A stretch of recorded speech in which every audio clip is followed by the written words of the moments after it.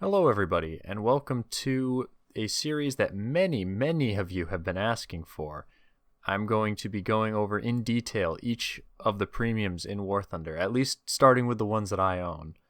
So the first one that I really wanted to get into, and I'm going to try to make these videos pretty quick so you can get a really good indication on the vehicle within less than 5 minutes, I hope. So the first vehicle I'm going to go over is the KV1B. So we'll start with the pros and cons list that I've come up with. So the pros of this vehicle are it's rank 3, so it can research from rank 1 all the way up to rank 4, making it a very good starter vehicle. The second thing is it's only 1,600 golden eagles, which may seem like a lot, but it's only about $10, so it's a pretty reasonably priced premium as far as premiums go. It's not super breaking the bank expensive, and I'd say it's a good bang for your buck. It has extremely good protection, especially if you angle. It's got that really trolly Russian armor where you've got your fuel tanks on either side of the crew that just eat shrapnel like it's nobody's business. And if you angle that, it's got incredibly strong armor, even at 6.0, which is the max BR that it can face. And it has an extremely strong turret with only a small weak spot on the front. It also has really good firepower with that German long 75, the same one as the Panzer IV. So you'll already be used to using that gun from tanks like the F2, so you won't need to learn new ballistics or anything. So it's a very good gun at 5.0.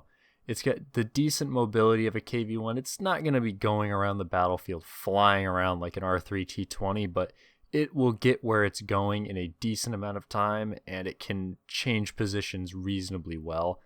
And the last thing, it is very good in sim. So if you plan to play in sim, the sim events that it's in, at least the one I usually play in, is the one that's around 5.3 for the max BR. It's very good in that sim.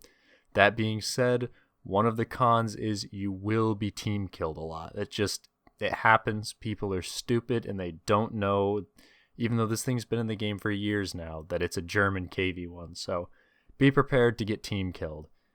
Other than that, it's very good in sim. So the other cons that I have come up with are the fact that 5.0, it's a lot better than it used to be, like prior to the BR changes, but it can be an unpredictable BR. I played it earlier today just to kind of do a little bit of research for this video, and I was getting a mix of a couple top tier games, a couple full up tiers to 6.0, and then a couple 5.7s in between.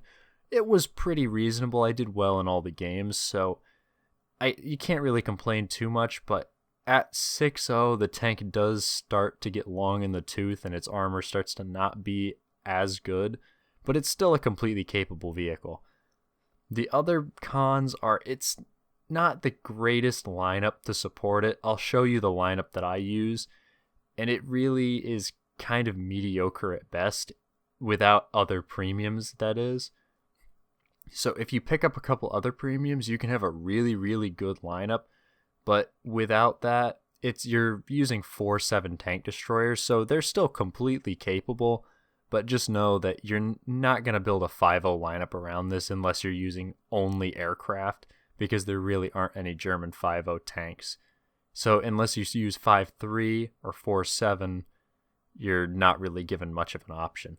And then the final con that I would say is the weak spot is on the front of the turret, which means if you're hull down, people can, if they know where to shoot, which to be honest, a lot of people don't, but if they know where to shoot, they can easily punch straight through that, and it will always knock out your breach, because the weak spot is essentially the breach.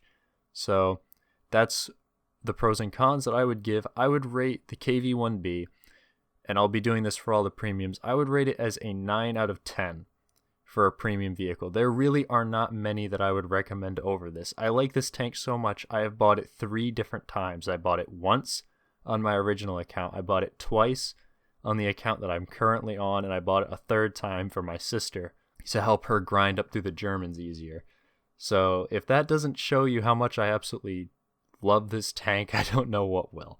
So let me know what you think of this style of video in the description. Let me know what tank you want me to cover next, and I'll catch you in the next one.